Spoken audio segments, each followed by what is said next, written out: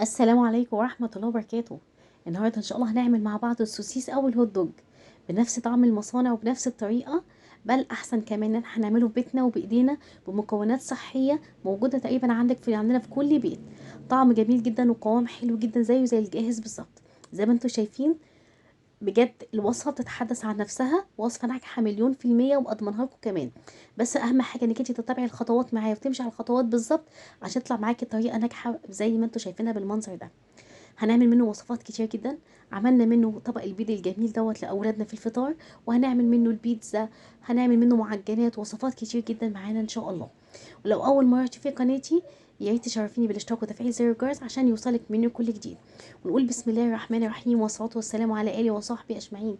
اللهم اجعل اعمالنا صالحه خالصه لوجهك الكريم، ولا تجعل للناس منها شيء ولا الشيطان منها نصيب، وتقبلها اللهم منا بقبول حسن.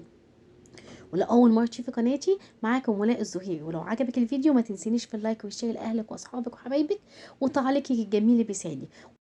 ونقول بسم الله الرحمن الرحيم ونشوف طريقه تحضير وصفتنا النهارده والمكونات بتاعتنا. يلا بينا. النهارده ان شاء الله هستخدم الكبه بتاعتي في تحضير وصفتنا النهارده. انا معايا ربع كيلو من اللحمه. انا ما كانش عندي كله لحمه مفرومه، فجبت قطعه من اللحمه الحمراء العاديه وقطعتها قطع صغيره. يعني انت ممكن تقدري تستخدمي المفروم او تستخدمي اللحمه الحمراء العاديه تقطعيها قطع صغيره عشان تبقى سهله معاكي في الفرم معانا. هنزل عليهم بربع كوباية من الزيت، ومعايا كمان 4 حبات من البيض، وهحط عليهم كمان البهارات بتاعتي، عبارة عن ربع معلقة من كل حاجة من جيسم صغيرة، حبهان، ورق لورو، فلفل اسود، جنزبيل بودر، قرفة، وكوبيبة صيني، وعندي نص معلقة كيك صغير من البصل البودر، وعندي كمان معلقة كبيرة من البابريكا.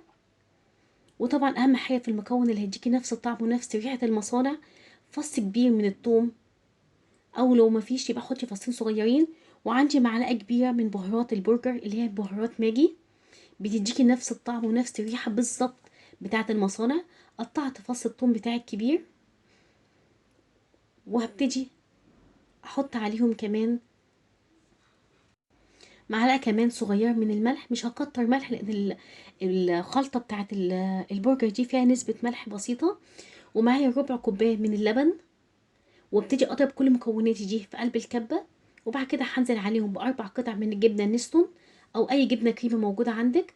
وانا هستخدم لون احمر، اللون اللي هو المصرح بيه الغذائي. هنزل باللون لحد ما يديني اللون اللي انت عايزاه بالظبط.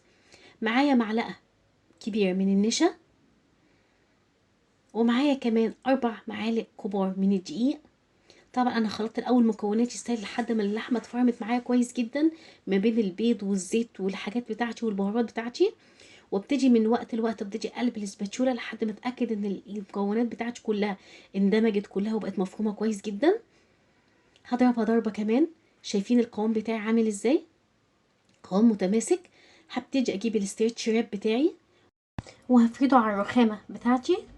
معايا كيس حلواني، وابتدي انزل بيه عشان اعرف اشكل بيه على الشكل اللي انت عايزاه ويسهل عليكي. نزلت بيه وابتدي اخرمه من تحت كده، اقصه بالمقص عشان انا مش عايزاه يبقى تخين قوي برضو مش يبقى رفيع.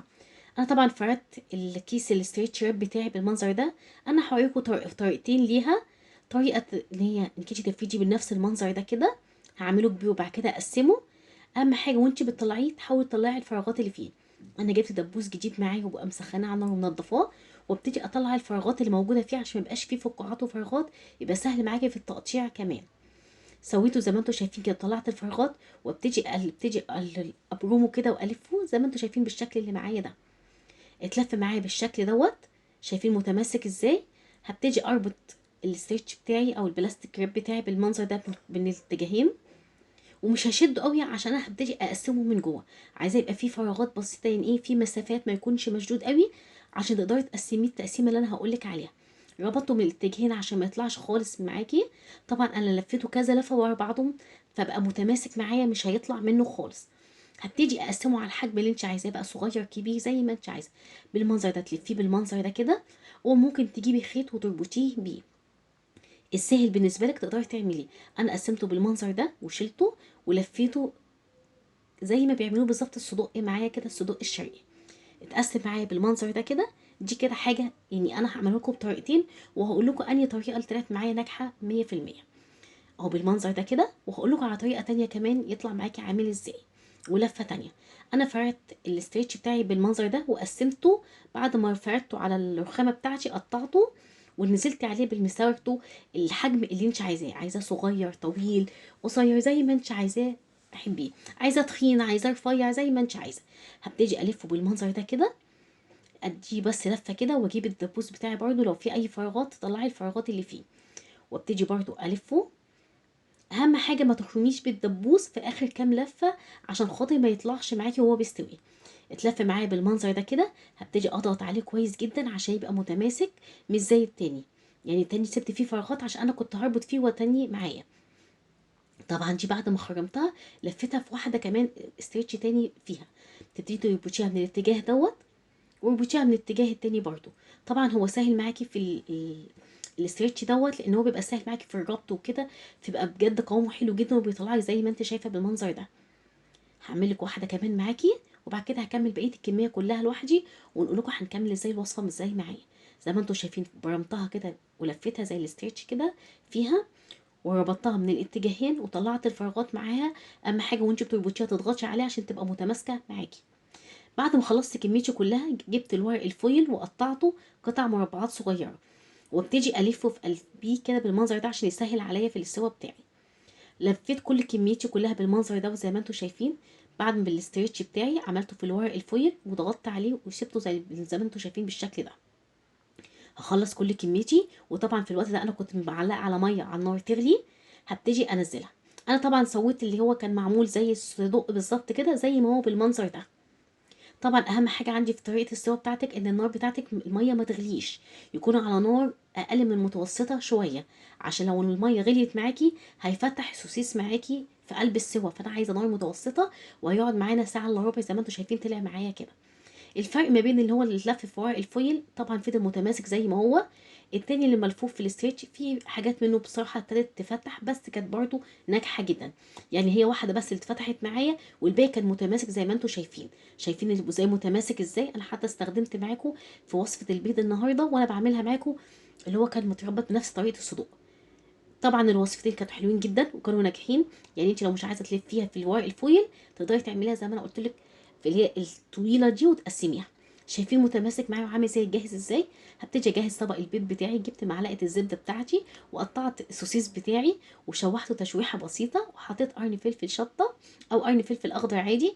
وجبت البضايه الجميله المتبسمه بتاعتنا اللي بتضحك لنا، وضربت البضايه مع الزيتونه بتاعتي، وحطيت عليها رشه ملح وفلفل صغير خالص عشان الزيتون معايا مملح. وضربت البيضه ونزلت بيها على السوسيس بتاعي او الهوت دوج بتاعي وحطيتها. وطبعا الطبق كان موجود زي ما انتم شايفين، حطيت عليه بقى قطعه جبنه كده من فوق سايحه. فعجب الاولاد جدا. بص القوام بتاعه عامل ازاي. طريقه جميله جدا وناجحه 100%، ما خدش مننا وقت جدا، ويعتبر موفر جدا جدا. طبعا في الوقت ده تقدري تحتفظي بيه في الفريزر كده في اكياس في الفريزر، بس طبعا ما تفتحيش الكيس بتاعه زي ما هو كده بالمنظر ده في قلب اكياس في الفريزر. يقعد معاكي 3 شهور في الفريزر ما يجروش اي حاجه خالص، عشان نستخدمه في وصفاتنا الكتير معانا.